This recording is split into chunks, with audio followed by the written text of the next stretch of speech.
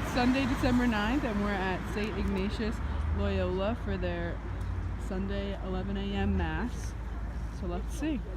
When we first walked into the church, we were greeted and said good morning to someone.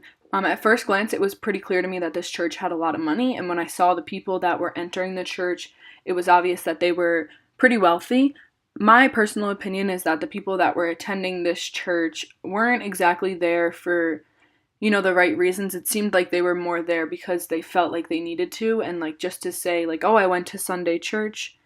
So Pastor Dennis is going to lead today's mass, and they played the entrance song, which was Hark, a Thrilling Voice is Sounding, and the tune is Merton.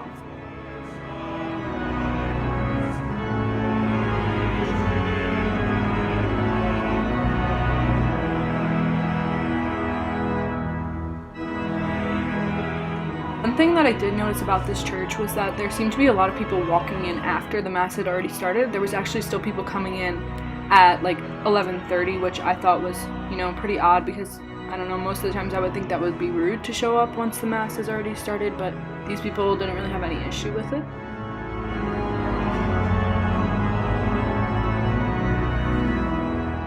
The psalm that they end up reading after this is Psalm 126, and it's by Vaughan Williams.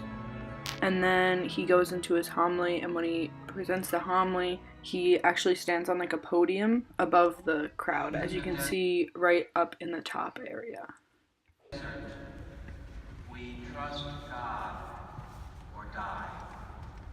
As you can see, the church is still pretty empty. That's because there was still people coming in while he was doing his homily. Israel was formed. They then moved into the preparation of the gifts, and the offertory motet was Fuet Homo Messus Adeo, and the offertory hymn was A Morning Star Draws Near. They then moved into the communion, and they played the antiphon Jerusalem Surge, and the chant was Arise, O Jerusalem, and stand on high, and behold the joy that shall come to free your God. And the motet was Agnus Dei from Mass for 4 voices, and the composer was William Byrd. You can't really tell from the video, but a lot of people actually left the church after they received their communion, so there was already people that were gone at this point, so they're going to play their closing song, but it was kind of hard to understand them or hear them because the people in the front were singing and then the people behind them were singing, so the people in the back were very delayed with the music.